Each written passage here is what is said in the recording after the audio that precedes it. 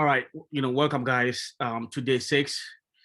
I think this is all that it's gonna be. So let's roll, right? Let's start.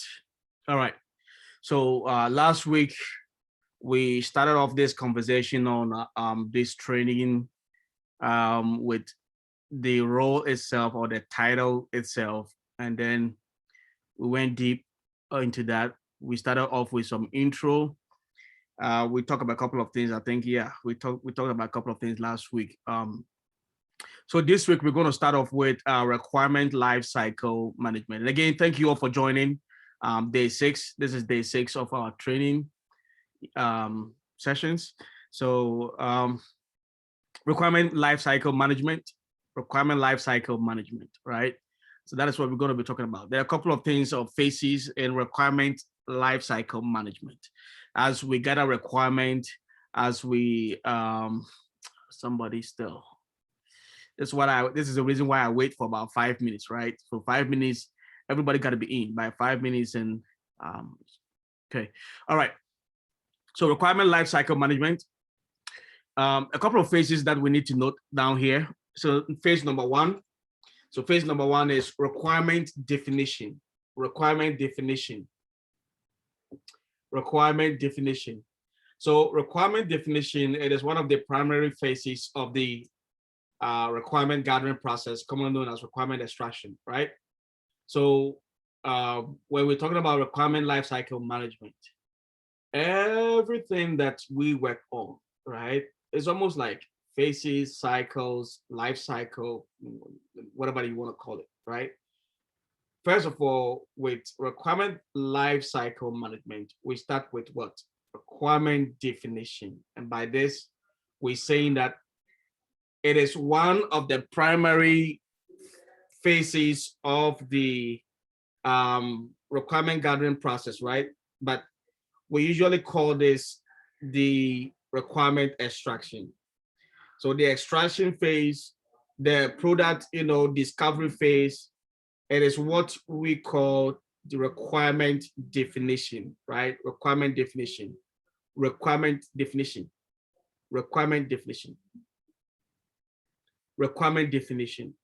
So guys, keep in mind of this first phase.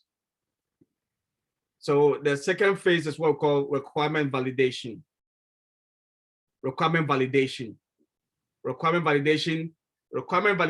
phase includes analyzing the needs or conditions required to meet a new or altered product, considering the needs of the various stakeholders, right? So for the success of any project, validating requirement is very important. Requirement validation includes checking for specifications, wireframe, high fidelity, simulation, traceability analysis, right? So again, we want to be able to meet the stakeholders' needs, right? But whilst we are at it, we got to be able to ensure that, will this really solve the problem? So we check in for the specifications. We check in. We work on wireframes. And guys, we might have a session on wireframe. I will just talk about wireframes a little bit, and I will show you guys some tools that we use for wireframe. But wireframe pretty much is like prototyping, right? You just pick something, a plain sheet of paper, and it doesn't have to be overly complicated, right? You can just scribble down certain product feature sets, how you want things to work and where you want things to be at. Wireframe is very simple. We don't try to make it complicated at all, right? And then we try to simulate as well. If we change this and we do that, how is that going to impact on our processes? And then traceability analysis. So really, when we get to quality assurance, we'll get into traceability proper, because we got to be able to map the product feature sets or the requirement to sort of the interface analysis that we did the previous sessions. Where does this impact? What kind of component? What kind of other applications do we need to map this to? So traceability analysis is also very key, because again, different interfaces, they don't work. A lot of the items that we're going to be talking about, or we're going to be working on, they are not in isolation. They don't work by themselves. They are not standalone, right?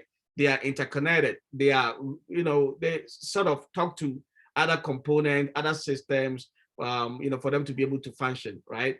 So we need to be able to map these feature sets to whatever component that is out there that it really got to interface with or interact with. So very important phase as well, requirement validation. Guys, and again, I think last week somebody asked me a question, when are you guys going to use this? These are all just to get you guys grounded, be able to understand some of these things, requirement validation. Nobody is you're not going to work or come to the workplace and somebody's going to ask you, did you do requirement validation on this? No, but it is expected that by your caliber, by your experience, you should know some of this process, right? So that is why I'm taking the pain to walk through some of this foundational stuff before we get into our practical projects and hands-on. This is a very important piece as well. The third phase here.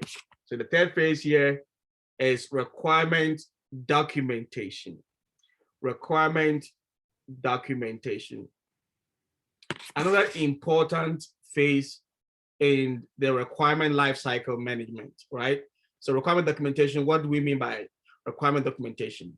Requirement documents should cover the following things, right? Project, stakeholders, business analysis plan, the current state analysis, scope, statement specification, and so on and so forth. I think maybe tomorrow, it might be coming up, in the next 2 days or maybe tomorrow.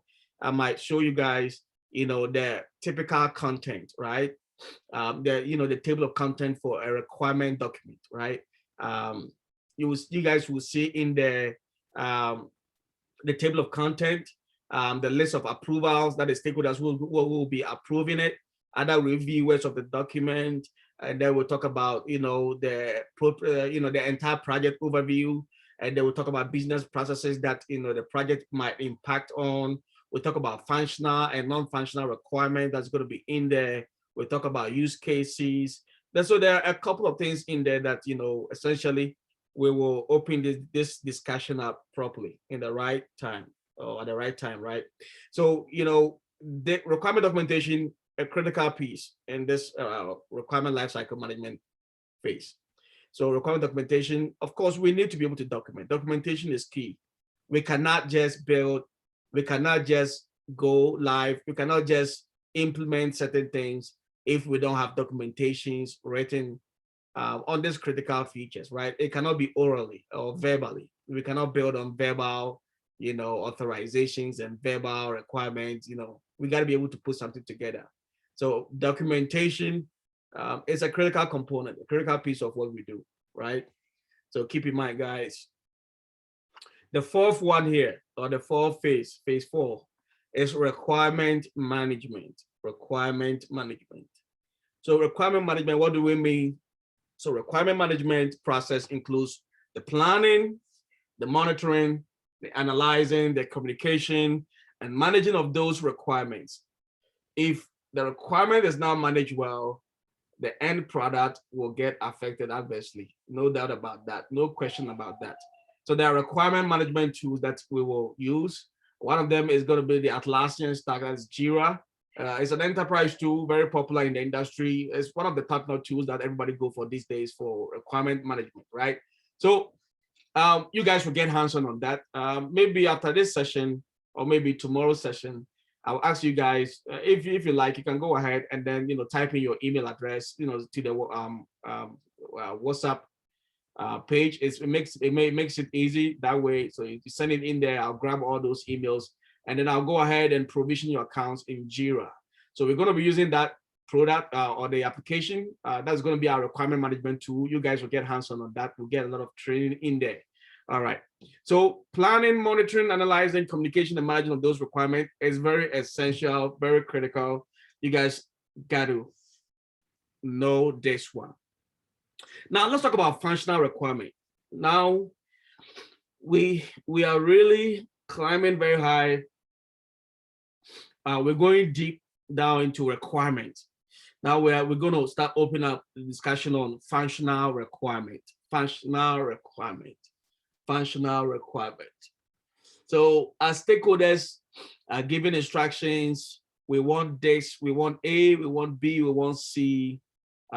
We got to be able to, classify these needs or demands, right?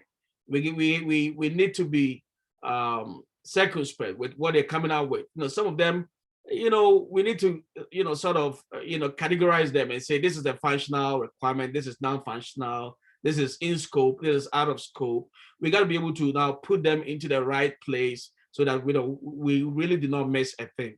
So we're starting off with our conversation here with functional requirement, So if a stakeholder is telling you, I want this, I want that, I want this, I want this functionality on the platform, I want this piece of feature, we got to be able to know, is this going to be under a functional requirement or non-functional requirement, or something else, right?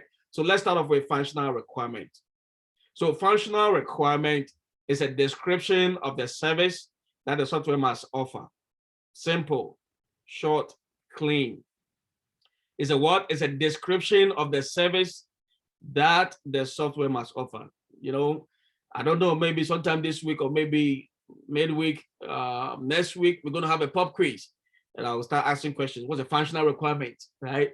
And you guys got to be able to tell me this in within a heartbeat, right?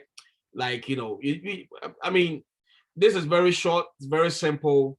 So functional requirement, you got to be able to tell me. Non-functional requirement, you got to be able to tell me. I'll ask for different types of functional requirement. You got to be able to give me about five types of functional requirement. I'll ask you 10 types of non-functional requirement. You got to be able to tell me as well, because there's a whole lot of non-functional requirement types and functional requirement types. And you guys have to be able to say this. You got to be able to say this in a heartbeat, right? So it's a description of service that the software must offer. Very simple. So every service that we are offering,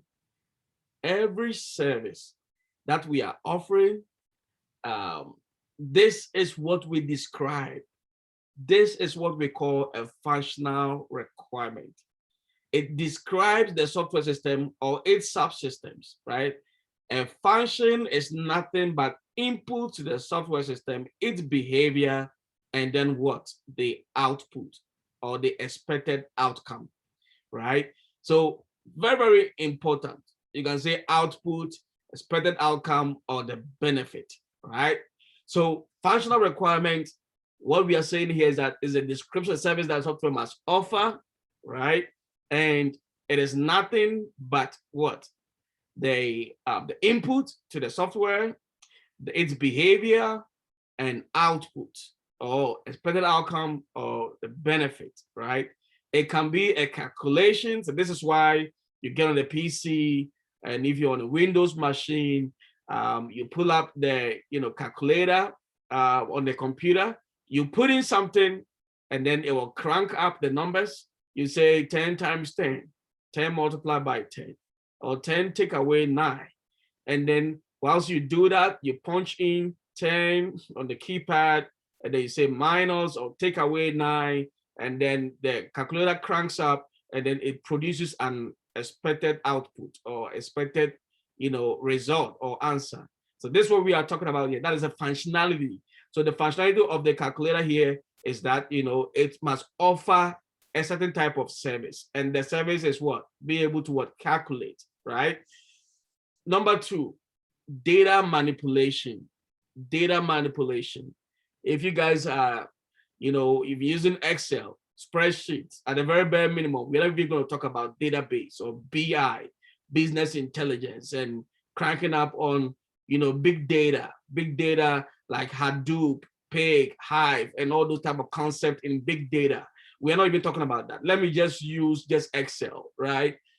Sometimes you have heavy data set, sitting on our spreadsheet, and sometimes we are able to manipulate data sets, right? We are able to manipulate just the data on our spreadsheet. We can talk about the big data and other things like the Hadoop and all that, but even when we stay right here with spreadsheet, spreadsheet is able to do some magic for us, some wonders for us, or you can call it miracle, right? you put in a certain numbers in some cells, and then you put in different cells and rows, and then you begin to crank up. You begin to see some data populated and some tables. It's what performing some functions for you. This is what we call functionality. So there's a functionality in there: data manipulation, business process, user interaction, and any other specification functionality which defines what a function of a system is likely to perform. So guys, all that we're talking about here is that the key feature of the platform, the core functionality of the platform, these are what we are categorizing as what? Functional requirement. Functional requirement. Like I said, next week, if I call your name, I say, what's a functional requirement? Give me an example of this, describe functional requirement for me. I mean, you should be able to, give me, be able to describe, be able to tell me, even talk about some of these examples that I've just, talk about right now. I just talked about, you got to be able to tell me, right? So functional requirement. This is very, very, very important piece, guys. This is going to be, the curtain, whether opener or raiser or whatever for a larger conversation that we are about to have, right? Very, very important.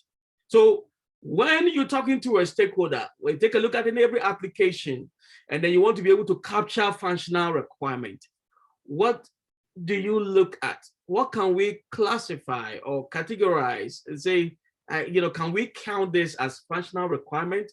Could this be part of a functional requirement? Do we include this in a functional requirement? Yes, yes, yes. So over here, I've got a little piece of advice for you, some checklists over here that you guys can use when you are analyzing what we call functional requirement, or when you're trying to extract a functional requirement. It must include some things like this, right? So it must include, some of the things that I have out here. All right. So number one is what? Details of operation conducted in every screen, right? Functional requirements should include the following: details of operation. Guys, I cannot overemphasize on this one. This is going to be critical as well, right? This is going to be critical, very important piece. This is going to be critical. It's going to be a very important piece. So how you extract your functional requirement, how you're going to be able to lay your hands on this when you're talking to stakeholders and you want to know exactly what you need to capture. Number one, when they say that, on a screen, on a page, we want to have this, you got to be able to ask them every detail of operation that will be conducted in that screen, right? Or that page. Usually, and also keep this in mind, anytime we say a screen, we're talking about a mobile app. When we say a screen, we're talking about a mobile app. When we say a page, we're talking about a website, right? We use pages for website. We use a screen for mobile apps, right? But get this is what I'm telling you. Details of operation that will be conducted. So ask him, what else will be conducted here on this screen? What else should be here? What else must the user do here, right? Guys, I cannot overemphasize on this because I know this is going to come up, and you guys are going to come back to me and say, well, no, you said this, but I'm going to refer you back to, day 6 tutorial. And I'll say, go back to day 6. I call this out. So I'm calling it out here. I said, you need to ask the stakeholder every detail of operation that will be conducted on every screen or page, right? Depending on the platform. If it's a mobile app, again, it's a screen. If it's a web page, we call it a page, right? If it's a website, we call it page. All right. You also need to ask data handling logics that will be entered into the system. Now, here is a caveat. The stakeholder might not be technical enough to answer the questions like data handling logics, right? So you need to be able to help him answer the questions or the queries that you have, right? The stakeholder might not be that technical to answer questions on, the data handling logics and other things. But here is the thing. Every platform, and we'll talk about this a little bit on the interface analysis, right? There's a data handling logic behind it, right? When the data gets entered, where does it go? Where does the application start? Who acts on what? What kind of admin processes that are in there, workflows that are in there, right? Data handling logics. How are these data supposed to be handled? What is the minimum character limit, for this field, right? Right now, if you go to your Gmail, right, and then you're trying to sign into your Gmail, on the username field, can you type in 500 characters and it will still take it, or there's a limit to that? Can you type in alphabet or alphanumeric characters and it will still take it? Yes. Then when you go to the password, if you're setting up your password, what's the data handling logic there? Is it going to accept only numbers only, or alphabets only, or alphabet numbers combination, and even a special character or whatnot? So these are what we are calling out as what? Data handling logics. You got to be able to ask your stakeholder, what do you need here, right? Don't assume, guys, right? I'm saying this one more time. Don't assume that, oh, we're just going to do this. No. You need to be able to, like I said last week, right? I said it's process oriented. So ask the stakeholder, what do we need to enter here, right? If you're working on a feature, working on something, be clear. It has to be explicit, right? Don't make any assumptions and assume that, oh, this is what we have been doing. This is what No. Ask the stakeholder, how do you want to handle this password here? How do you want to handle this field? The user entering this, customer entering this data in here. How must this data be handled? You got to be able to put in the right, characters. You need to be able to form the right character for that data field. So, you see why I am overemphasizing on this second one? That means it's very dear to me. It's very important as well. Very, very important. All right. Moving on to the third one. It should have descriptions of system reports or other outputs. Every system or screen that you look at, right? If you are shopping, you are ordering, whatever, you will definitely see some output, confirmation number. This is your shopping or reference number. Something is going to be generated. So auto-generated number is going to be popping up on the screen. So to be able to capture this under functional requirement, we're saying that ask questions about report. There are certain type of reports that internal and client users might need. Stakeholders are going to need this report. So you got to be able to ask them, what type of reports, we need to generate some reports here. What type of reports are going to be generated here? So that when, you put in your requirement document together, you'll also be clear here that, yes, we're going to have this number of report that will be generated. Report number A, report number B. This is for this department. This is for sales department. This is going to be a report generated for, ABC department. This is going to be the report generated for XYZ department. A marketing department might need a report like this. We need to be able to make sure that, right from the get-go, we know exactly what we need this system to churn out, right? Very, very important. We need exactly what type of report we need this system to churn out. If it's the other output, confirmation, reference number, as the users are entering their data in there, they when they submit something on the front end, they might want to write down a reference number. We need to give them an output. What kind of output are we going to be able to auto-generate for them, right? So as you're capturing functional requirement, guys, I cannot emphasize on this. These items here, they are all core, very, very important, right? So descriptions of system reports or other outputs, confirmation numbers, reference numbers, and what have you, etc. Right? So make sure that this is captured. And guys, I don't care. This screen over here, if you can take a screenshot of this, take notes, and I know you guys are taking note because I've asked you from day one that you guys gotta be taking note. This particular screen over here, this is very important, fundamental piece. So get it somewhere, pack it somewhere, put it somewhere, in a parking lot. You will revisit this. So it should have what? Description of system reports and other outputs, right? This should be captured under functional requirement. Number 4, complete information about the workflows performed by the system. Complete information about workflows performed by the system. And what do I mean by this? So every organization, there are departments. We have a couple of people that handles different transactions for the company, right? When you take a look at the mortgage industry. And guys, I'll share some videos for you guys to learn some of these domains as well.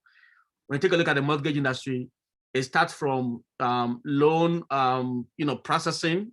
That is the application. We have a form called the Form 1003 form. You fill that form first. The loan will go into origination, it go into processing, and then it will go into, I believe, underwriting, and it will go into closing. So there are processes in the system, just like every other organization that you see.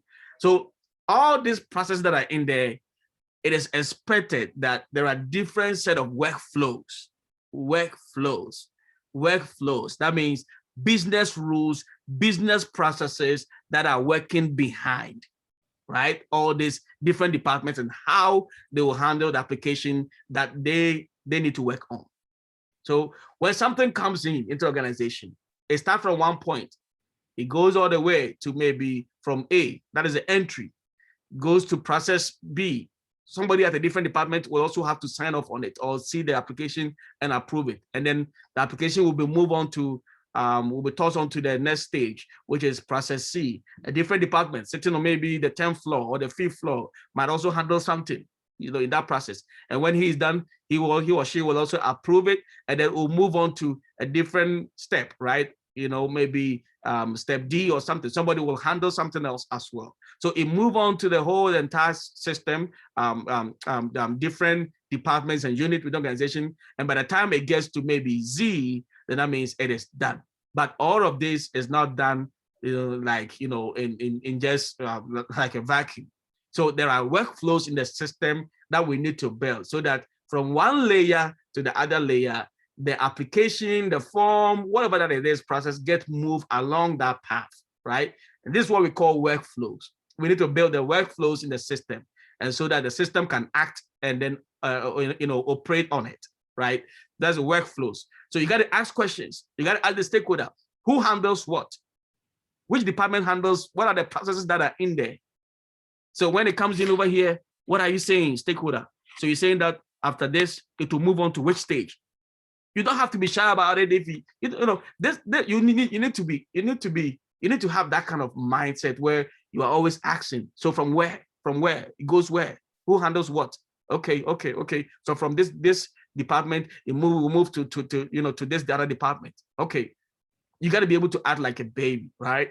So you're asking questions, you're asking processes, so that you'll be able to detail out exact processes that are in the system. This is also another important step when you are extracting in the process of your requirement station for functional requirement. Functional requirement. You need to include the workflows that the system needs to perform, right? This is very, very important.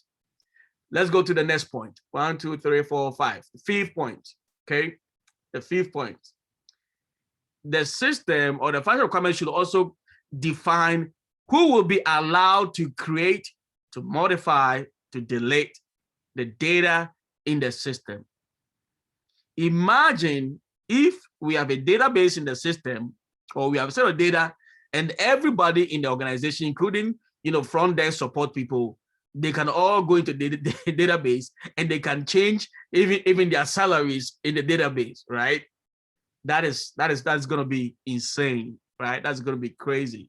If everybody is allowed to go into the database, can change any number, can alter any figure anywhere, be able to manipulate data anyhow, and then just walk away, right? That is not the proper way to go. So as you're capturing functional requirement, you also need to be clear with the stakeholder and say, who and who will interface with this platform? Number one, who and who will be interfacing with this platform? What is the access level? You need to be asking questions around access level. Who can create? Who can modify? Who can delete the set of data that we have, right, in the system, right? So these are critical questions that you need answers from the stakeholders, right? Don't assume that, oh, with this, well, we have a data DBAs, we have database administrators, we have system administrators, so maybe they can go into database and change that. No. Not everybody is allowed to have access to certain kind of critical information about the organization. Even within the IT department, not everybody is allowed to even have access to a certain type of maybe schemas and tables and that type of thing. Yes, we are all in the IT department. Yes, we have all access to database. We all have whatever the database client, whether Microsoft SQL Server or whatever, Oracle or whatever we have. Yes, we all have access to this, but not everybody is going to have access to the same tables, because there are certain tables, they contain sensitive information, right? If you write a query, you put the data up and you see it to say, oh, really? For instance, you're not going to be able to see maybe the salary or whatever for a CEO, for some other key sensitive people, revenue data, sales data. Not everybody will have access to this type of schemas and tables in the database, right? They are protected. They don't want people to be getting in. And then of course, the most even critical thing about data handling is about the integrity of the data. So imagine you go in, you change something, and then data get manipulated, somebody's account get changed. Imagine we are financial services, right? And then you don't even know what you are doing. And then you go into database and you start changing certain things. And then somebody's account balance will start changing, right? Start reducing unnecessarily because somebody is manipulating data somewhere on the back end. And the person does not even know what they are doing. So when that happens, we will corrupt the integrity of the data set that we have. And so this is why we need to be circumspect. We got to be able to know who we will allow to create, who we will allow to modify, who we will allow to delete, especially delete or deactivate anything, right? Not everybody is going to be allowed to delete something. Not everybody is going to be allowed to delete, modify, change certain things just by heart, right? So this is a very important step. This step is also very, very important, right? Very, very important here. Very important that we know as we interface with the stakeholder, as we interact with them, we got to be able to know who is going to create this, who can do this, who can interface, who can have access to this system. Is it everybody, every customer, everybody out there, internal operation users, everybody, who is going to have access to this? We need to know, right? So guys, I cannot overemphasize on this one, but key, very important. So as you're capturing functional requirement, as you're interacting with stakeholders, keep this in mind. Write this down somewhere. This is going to save your life. You're going to come back to me, and I promise you, I will not say anything, but I will refer you to day 6 video. And if day 6 video is also not available like today, what I'm doing, day 6 video, and it's not going to be on YouTube because I'm not on Facebook Live, YouTube Live. So if the 6 video is also not on YouTube, that means you are done, right?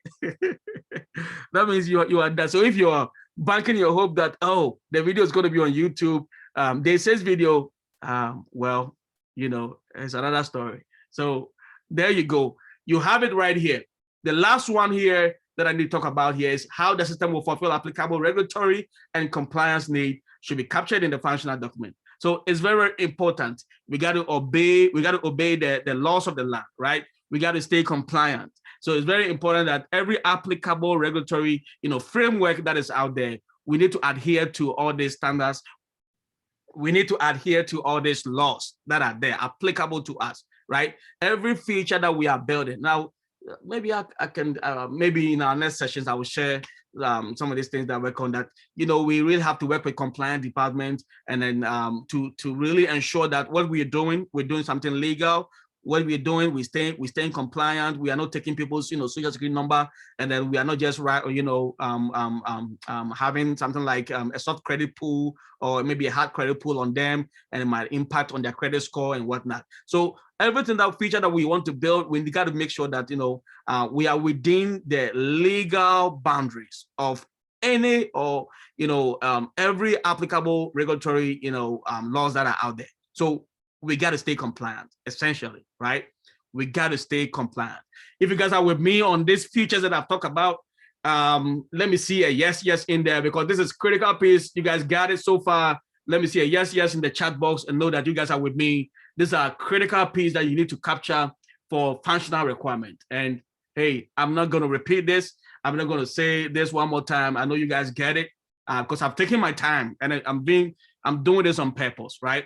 I'm being intentional here that you guys will get this piece here, because as you interact, as you are in a meeting, you got to be thinking about some of these things that, oh, are there any kind of regulatory, are there any kind of compliance needs over here? You got to be thinking about it this way. You don't have to be told.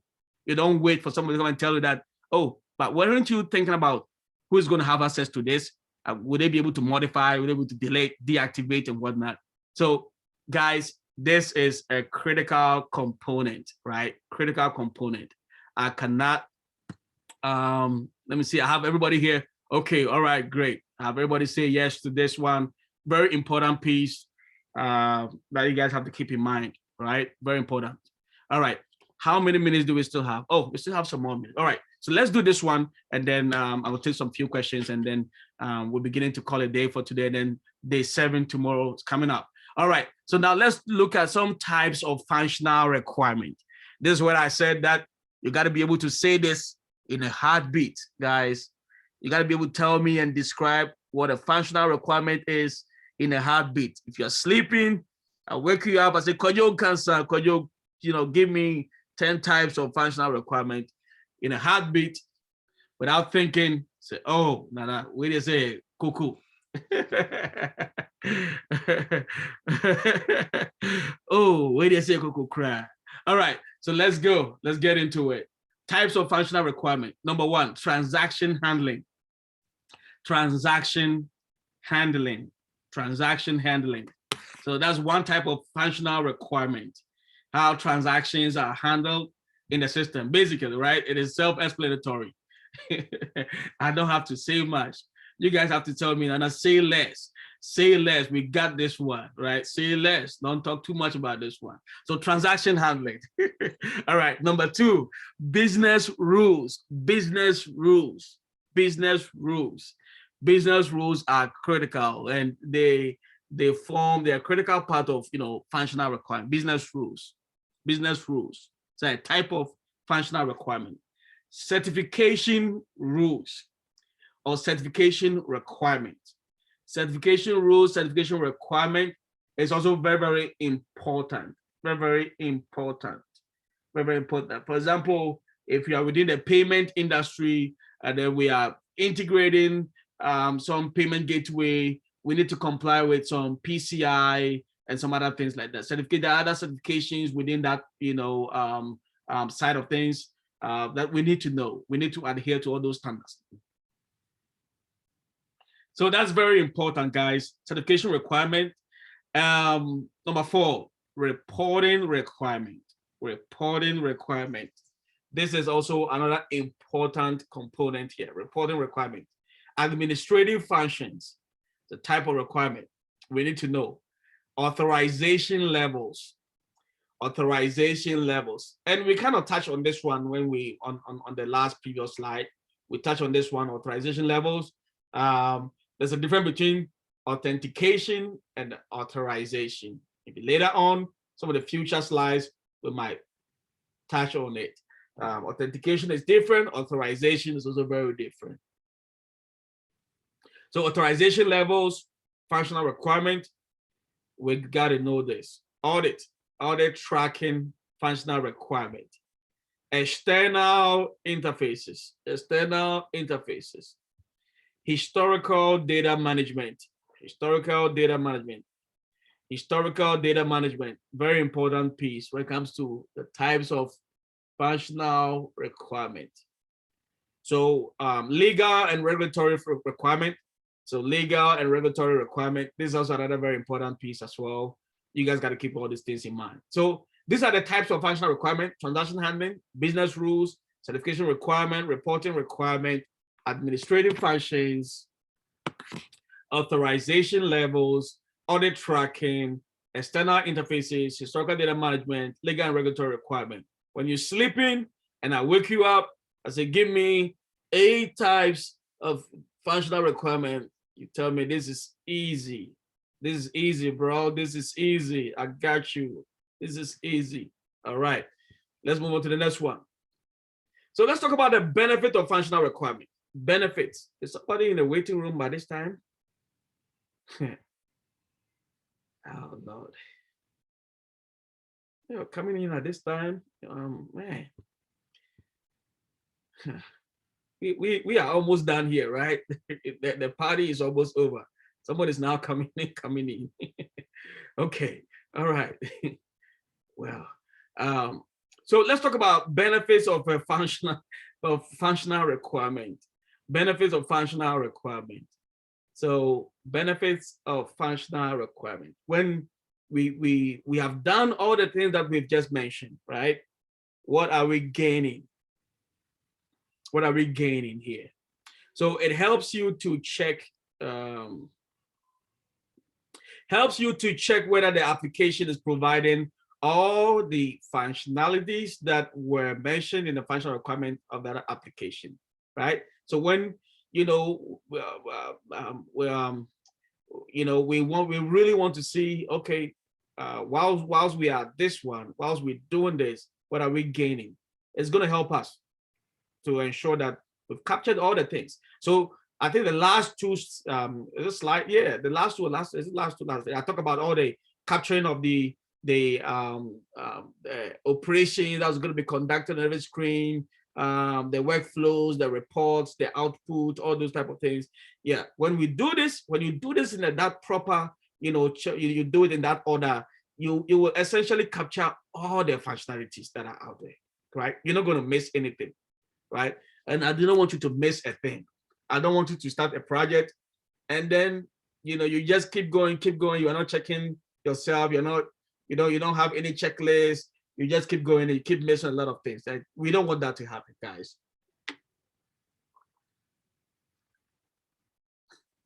So it's very important here.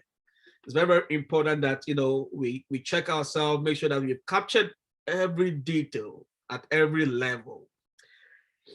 A functional requirement document helps you to define the functionality of the system or one of its subsystems.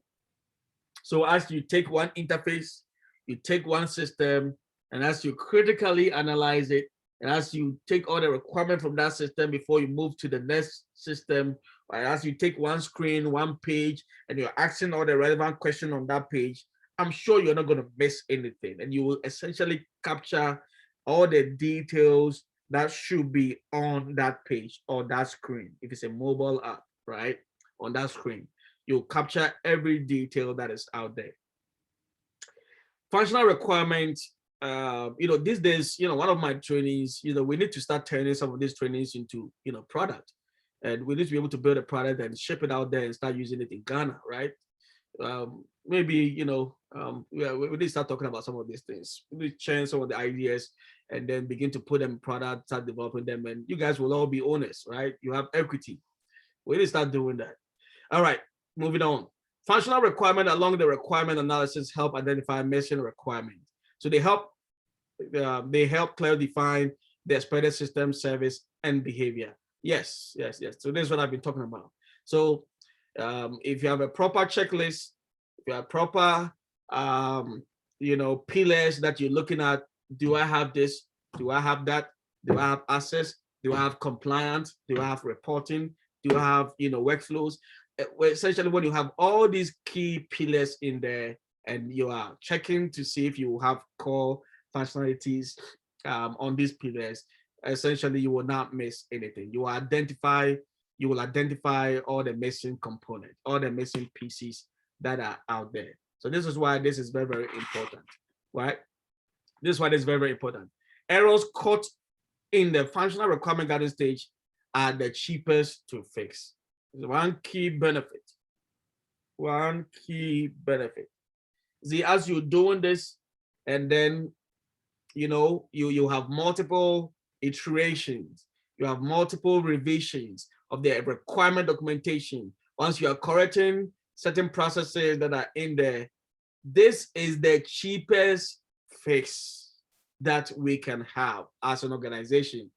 Rather than wait, when developers start developing the application goes into production, and then we discover a major flaw, a major error, a major bug or defect in the system. This is going to cost us a whole lot of money to fix. So the errors that you can find at this phase, at this level, they are what? The cheapest to fix, right? Very cheap, because we are not going to pay it, because we're still in the requirement gathering process. It's still there. We're still in the requirement elicitation phase, right? So this is the cheapest. We're not spending money. We're doing a good job by, going through or running through a couple or a handful of iterations in our own requirement gathering process, right? So this is good. Support user goals, tasks, and activities. So when we do this as well, this process also supports the user goals, the tasks and activities that are in there for us to build a great and awesome product that is out there. I think we have a couple of minutes left. Should I go on, or how many minutes do we have? Let me check my time here. Because we might get on to something else that we might not have time to finish it. All right, so I'm gonna end it here. I'm gonna end it here today. So questions, we have some 7 minutes, or say time again. Yeah, we have some 7 minutes or so to answer questions. So guys, all right, I'm gonna unmute you guys. I'm gonna unmute you guys so you can, if you have a question, let's deal with it right now before we lay blocks from tomorrow, because now from where we are not stopping, we are not coming back, right? We have questions, we need to deal with it right now. Okay, all right. Question. I'm looking at the chat box as well. If you have anything, put it in there before it's too late. All right. Okay. I have a question. This Robert. Okay. Yes, sir. Yes. So, with regard to going through, would you work on your audio a little bit? Yeah, not edible enough. Is it better now? Yes. I can hear it now. It's better. Okay.